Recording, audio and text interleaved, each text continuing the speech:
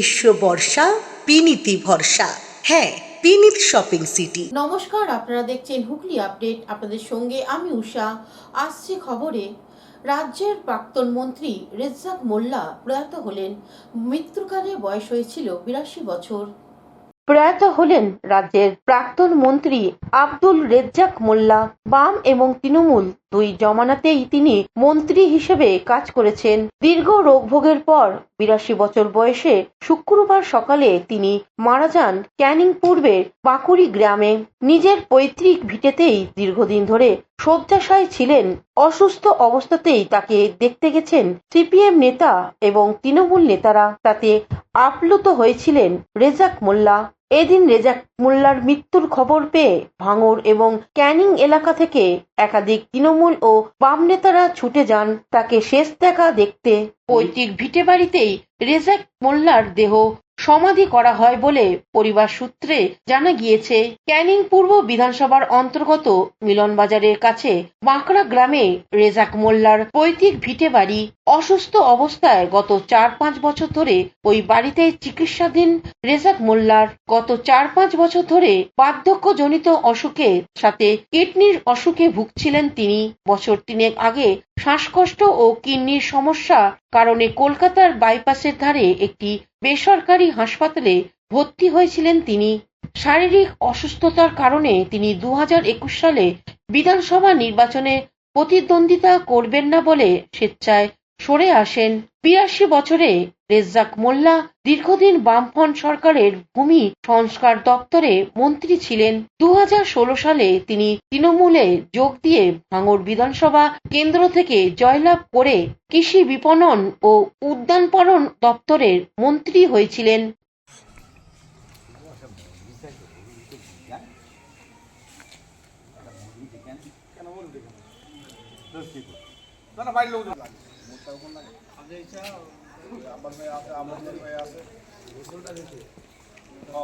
কলকাতা থেকে কৌশিক ঘোষের report, Hooghly update. নৃশংসতার নিদর্শন কলকাতা রাজারহাটে, ছেলের হাতে মা খুন। নৃশংসতার নিদর্শন কলকাতা রাজারহাটে, ছেলের হাতে খুন হলো মা। কয়েক বছর আগেই কাজ হারিয়েছিলেন সৌমিক মজুমদার। সেই থেকেই মানসিক অবসাদে ভুগছিলেন। তার জেরে মাকে নৃশংসভাবে খুন করল ছেলে। গলায় ধারালো অস্ত্র চালিয়ে নৃশংসভাবে হত্যা করা হয়েছে। বৃহস্পতিবার রাতে কলকাতা রাজারহাটের বৈদিক ভিলেজের একটি বহুতল আবাসনে এই ঘটনায় ব্যাপক চাঞ্চল্য ছড়িয়েছে। ইতিমধ্যে কলকাতা রাজারহাট থানার পুলিশ অভিযুক্ত ছেলে সৌমিক মজুমদারকে গ্রেপ্তার করেছে। মৃত মায়ের নাম দেবযানী মজুমদার, বয়স 58 বছর। দেহটি উদ্ধার করে রেগজুয়ানি হাসপাতালে পাঠিয়েছেন পুলিশ। গোটা ঘর রক্তে ভেসে যাচ্ছে। খুনের ব্যবহৃত ধারালো অস্ত্রটি উদ্ধার করেছে পুলিশ।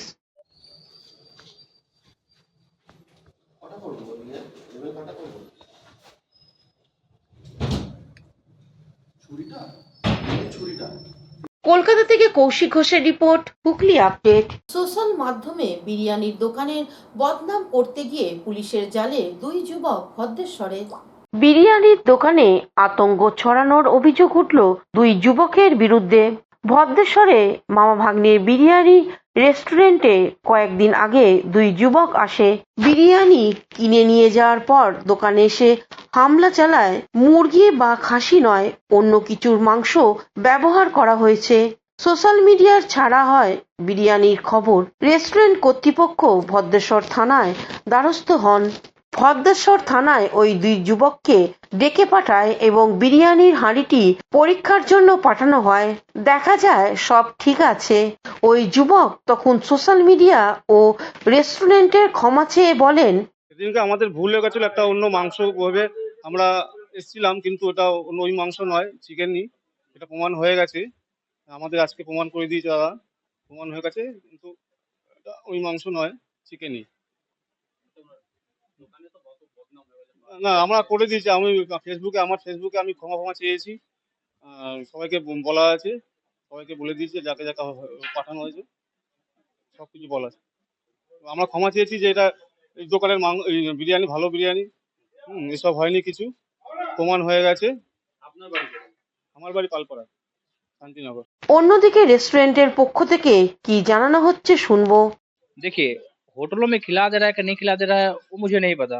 मीडिया वाले क्या दिखा रहे हैं क्या नहीं दिखा रहे हैं ये तो मुझे नहीं पता। मैं वहाँ पे जाता भी नहीं हूँ, मैं देखता भी नहीं हूँ। लेकिन मैं इतना अपने दावा से कह सकता हूँ कि ये इस रेस्टोरेंट का खाना बहुत ही फ्रेश, और ये लोग एफएसएसआई का सदस्य भी है।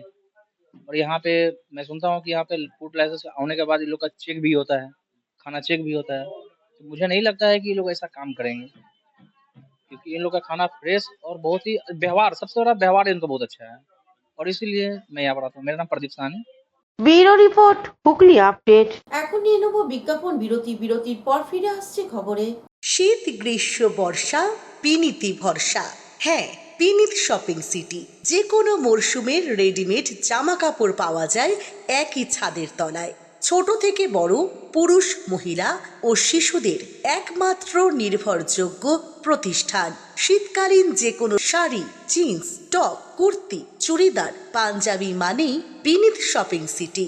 আখন বাজার, চুঁচুড়া, Hooghly. Enjoy a weekend at Vedam, the paradise of peace. A home away from home.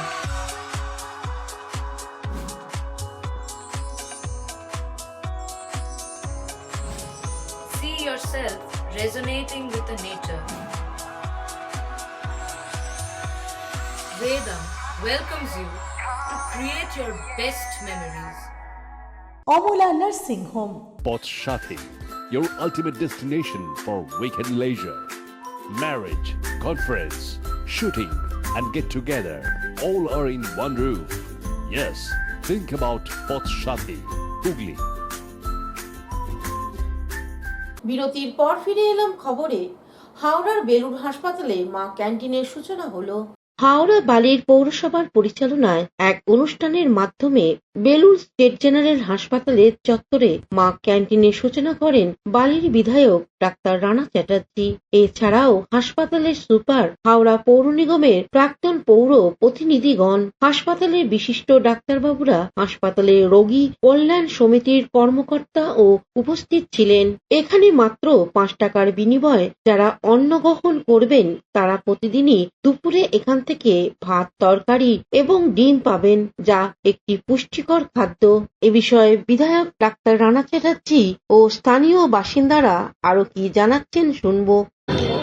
মানে এক অসাধারণ এক প্রয়াস, মানে বাংলার মা মাননীয় মুখ্যমন্ত্রী মমতা বন্দ্যোপাধ্যায় তার মস্তিষ্ক প্রসূত এই যে প্রকল্প মা ক্যান্টিন, যেখানে আপনি মাত্র 5 টাকায় পুষ্টিকর এবং পেট ভরা খাবার আপনি পেয়ে যাচ্ছেন, যেটা প্রান্তিক মানুষের পক্ষে অত্যন্ত প্রয়োজনীয়। কারণ এই জায়গাটার লোকেশন এত ইম্পর্ট্যান্ট যে এটা দেখতে পাচ্ছেন বেলুর, এখানে স্টেট জেনারেল হসপিটাল আছে, এখানে মাননীয় সুপার সাহেব আছেন, ওখানে পাশেই আমাদের যে যোগাশ্রী, যেটা যোগা ন্যাচুরোপ্যাথি মেডিকেল কলেজ আছে। তো সেইখানে বিভিন্ন মানুষ প্রতিনিয়ত তারা অনেকটাই সুবিধা হয় আমাদের। এতে ভাত দিচ্ছে, ডাল দিচ্ছে, একটা সবজি দিচ্ছে, ডিম দিচ্ছে, আমাদের জন্য অনেক উপকৃত হবে। গরিব মানুষের জন্য কত টাকা নিচ্ছে? 5 টাকা। 5 টাকা। এটা নাম কি দিয়েছে? মা ক্যান্টিন। মা ক্যান্টিন মমতা ব্যানার্জি প্রেরণা হয়েছে এটা, বালি মিউনিসিপ্যালিটির উদ্যোগে। আমাদের পক্ষ থেকে খুবই ভালো লাগছে। এটা আজকে স্টার্ট ক্যান্টিন, আমাদের বাড়ি যাওয়া একটু কম হবে, এখানেই খাটবো, এখানেই খাবো। মহা ক্যান্টিন। মা ক্যান্টিন কত টাকা নিচ্ছে? 5 টাকা করে। কী কী সবজি পাওয়া যাচ্ছে? ডাল, ভাত, একটা সবজি আর ডিম। বেলুড় স্টেশন অঞ্চলে তোমরা তো টোটো চালাও? আমরা এখানে টোটো চালাই। খাওয়া দাওয়া একটু অনেকটা? হ্যাঁ, খাওয়া দাওয়াটা একটু ভালো হলো আমাদের পক্ষ থেকে, আর চিন্তা থাকলো না আমাদের একটু। তোমার নাম? আমার নাম শম্ভু মাঝি। হাওড়া থেকে কৌশিক ঘোষের রিপোর্ট, হুগলি আপডেট। চন্দননগরে রামনবমী শোভাযাত্রায় ঠান্ডা শরবত বিতরণ কর্পোরেশনের 1 নম্বর ওয়ার্ডের যুব তৃণমূল কংগ্রেসের উদ্যোগে। রামনবমী উপলক্ষে চন্দননগরে বর্ণাঢ্য শোভাযাত্রা বের হলো। বর্ণাঢ্য শোভাযাত্রায় প্রচুর মানুষের সমাগম হয়, আর এই শোভাযাত্রায় তৃষ্ণার্তদের লজেন্স ও শরবত বিতরণ করা হলো। চন্দননগর কর্পোরেশনের 1 নম্বর ওয়ার্ডের যুব তৃণমূল কংগ্রেসের বাবুশিলের উদ্যোগে জাতি ধর্ম নির্বিশেষে প্রচুর মানুষের সমাগম হয়।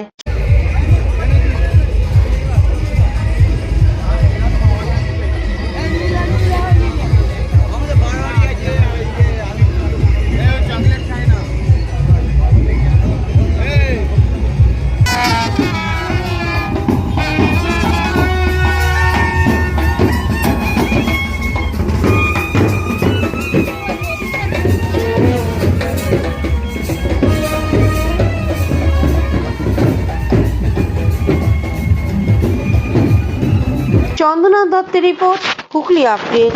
আমতারা বিশালক্ষী মাতা ক্লাবের উদ্যোগে ক্রীড়া প্রতিযোগিতা অনুষ্ঠিত হয়ে গেল।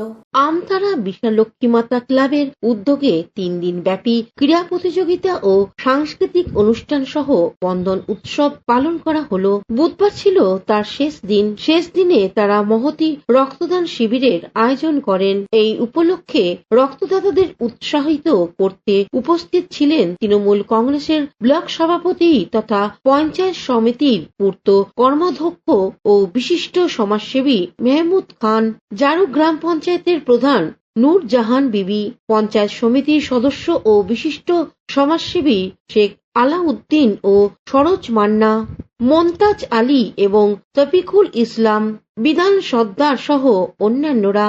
ক্লাবের সভাপতি শেখ রহিম আলী ও সম্পাদক সুভাষ পণ্ডিত কি জানাচ্ছেন শুনবো। আমতরা গ্রাম বর্ধমান লাস্ট বর্ডার, তারপরে হচ্ছে হুগলি। আমতরা গ্রামে উৎসব কমিটির পক্ষ থেকে 3 দিনের প্রোগ্রাম চলছে। সব থেকে আজকের দিনে হচ্ছে একটা রক্তদান শিবির করেছে আমাদের টেরেসা যে নার্সিংহোম আছে সেইখান থেকে ওনারা এসেছেন, তাদের কর্ণধার আছেন। এখানে আমাদের সুভাষবাবু মাস্টারমশাই আছেন, আমাদের রহিম আছে, আরও আমাদের এই উৎসব কমিটির মধ্যে আছে। এরা প্রত্যেকেই যে এত গরমে যে রক্তদান শিবির এখানে হচ্ছে, সব থেকে বেশি অবদান যে মায়েরা এত কষ্ট, মানে বাচ্চাকে বা মানুষ করা, তার স্বামীকে সেবা করা এবং বাড়ির কাজ গুটিয়ে নিয়ে, সব থেকে আমি এখানে এসে দেখলাম। এটা আমতারা মানে বন্ধন ক্লাবের উদ্যোগে আজকে রক্তদান শিবির, বন্ধন উৎসবের মধ্যে দিয়ে রক্তদান শিবির করলেন আমতারা গ্রামে ফুটবল মাঠে। আর এই আজকে রক্তদান শিবিরে আমাদের উপস্থিত ছিলেন আমাদের অভিভাবক জামালপুর পঞ্চায়েত সমিতির পূর্ত কর্মাধ্যক্ষ মেহমুদ খান ছিলেন আমাদের জারগ্রাম গ্রাম পঞ্চায়েতের প্রধান মাননীয়া নুরজাহান বিবি সাহানা ছিলেন আমাদের হচ্ছে কি যে এই এলাকার বিশিষ্ট সমাজসেবী আমাদের মমতাজদা ছিলেন আমাদের বিশিষ্ট সমাজসেবী সরোজ মান্না ছিলেন আমাদের শফিকুল মাস্টারমশাই এবং আরও অন্যান্য অতিথিরা ছিলেন। কদিন ধরে চলছে এটা 3 দিন ধরে চলছে। আজকে এর অনুষ্ঠানের শেষ, আজকে সমাপ্তি ঘোষণা। খেলাধুলার মধ্যে দিয়ে বিভিন্ন সাংস্কৃতিক অনুষ্ঠানের মধ্যে দিয়ে এই প্রোগ্রামগুলো চলছিল। গতকাল হয়েছে, গত পরশু দিন হয়েছে সাংস্কৃতিক অনুষ্ঠান এবং খেলা, ফুটবল খেলা, হ্যাঁ, এইসব মধ্যে দিয়ে এগুলো চলছে। এটা কি হুগলি বর্ধমান? এটা হুগলির লাগোয়া, এটা বর্ধমানের শেষ বর্ডার আমতারা গ্রাম। কোন পঞ্চায়েত? এটা জারগ্রাম গ্রাম পঞ্চায়েত। আপনার নাম? আমার নাম শেখ আলাউদ্দিন, শিল্প পরিকাঠামোর সঞ্চালক এবং জামালপুর পঞ্চায়েত সমিতির সদস্য।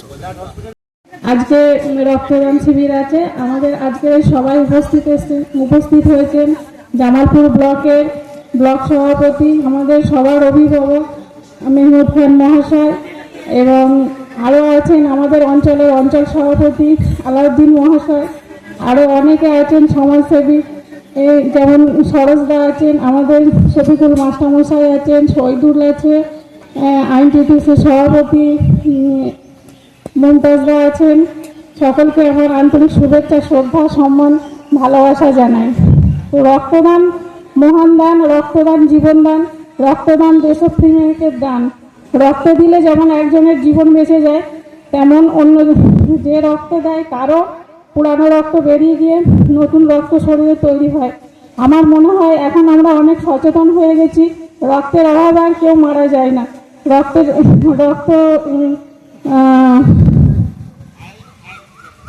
প্রত্যেকটা। জামালপুর থেকে আশিস কুমার ঘোষের রিপোর্ট, হুগলি আপডেট। এখনকার মতন খবর এই পর্যন্তই। প্রতিদিন দেখুন হুগলি আপডেট।